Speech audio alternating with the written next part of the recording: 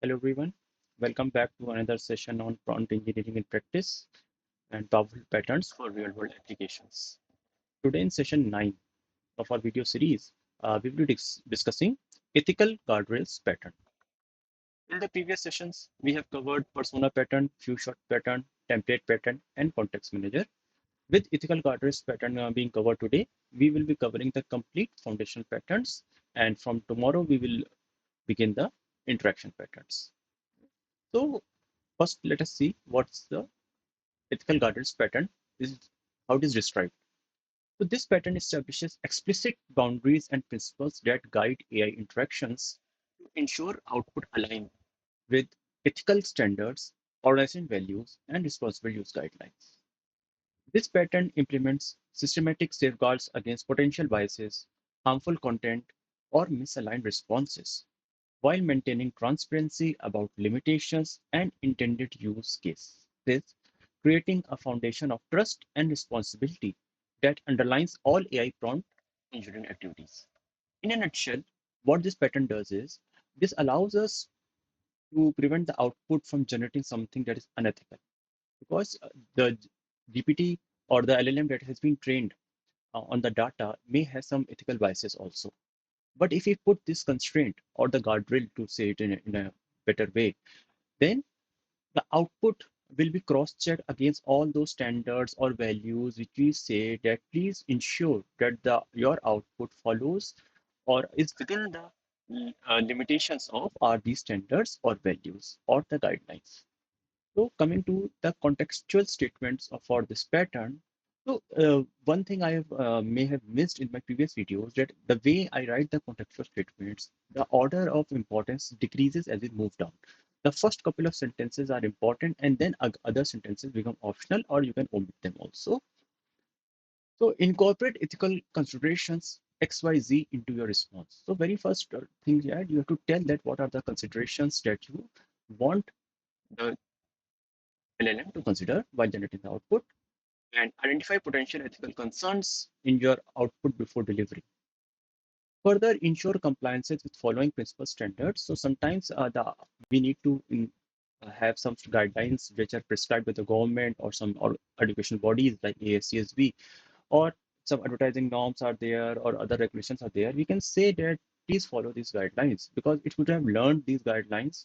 But if we want in our output in this particular interaction to follow, we can clearly demarcate that please follow the specific guidelines. And then you can say that flag any area where biases might be present. And finally, consider diverse perspectives and potential impacts on different groups if we want that to come also. So I have two examples for you that I have kept them on hand. The first example is in marketing context. So the example is we want to create engaging social media post. Not one, not two, but three social media posts that promote a new line of eco-friendly cleaning products. So this was the main task. Now, what are the guardrails, ethical guardrails that we are asking the LLM to follow that focus on their benefits for both consumers and the environment while ensuring that all claims are accurate and supported by data. And then we say the post should appeal to a diverse set of audiences and advocate for responsible consumption practices.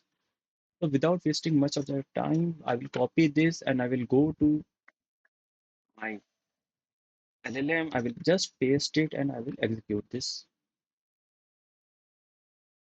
So you see that three posts are getting generated. The first is clean your home, protect your planet. This is the output.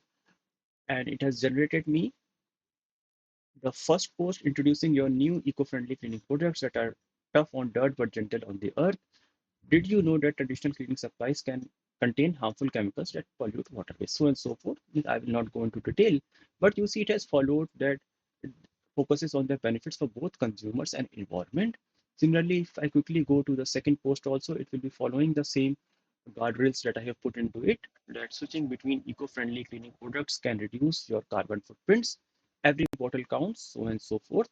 And this is the third post, which says that sparkle with the conscience and elevate your cleaning routine with our eco-friendly cleaning range designed for every surface. And you will have those benefits like powerful performances, plant-based ingredients, so on and so forth. So this is example in a marketing context about how ethical guardrails pattern will help you to create content that is ethically correct. I have a one more example that is in educational context where the example says that we are going planning to develop a lesson plan for a high school history class and which will explore a topic on industrial revolution and from three different cultural perspectives. So since three different cultural perspectives are involved, we have to be very careful. So it says that ensure the materials are inclusive and represent voices from various communities. And also, the lesson should encourage students to think critically about how history is shaped by diverse experiences and viewpoints. So I will again just copy this. I will go to my LLM and I will just start a new chat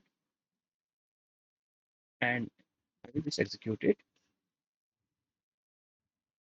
So now it has developed me the complete lesson plan, which following my guardrails. For your references, I will just quickly show. Let's see the objectives. I have understand the key developments of industrial revolution and the impact on society, analyze the effects of industrial revolution from at least three distinctive cultural perspectives, in which, because I have not specified which cultural perspectives to consider, it has taken the liberty to assume British, Chinese, and indigenous communities in North America, followed by foster critical thinking about how history is shaped by diverse experience viewpoints, and finally discuss the inclusivity of historical narratives and importance of representing voices from various communities. So this the guardrail is working, and so and so forth. The material is developed. To keep this video short, I will not go into much detail on this content, but just quickly, if somebody is interested, they can pause the video and see the content. I will just buffer through. So it's a day one content, day two content, and so forth. So this is how overall ethical guardrails patterns allows us to generate output from our GPT or from any of the models that we use, which is within a rationale, within a guardrail. It follows the norms that we ask it to do, and it is ethically bound out. So, I again hope that this video series is turning out helpful to all of you. And by this, we have covered the complete foundational patterns from starting from persona to ethical guardrails. I will meet you again in the next turn when we start with interaction patterns, with the flip interaction patterns. If you have any doubts or any concerns, please feel free to write in the comments and I will try to answer them as soon as possible. I hope you are having a great learning experience with this video series. Thank you for your time. I will see you soon. Thank you.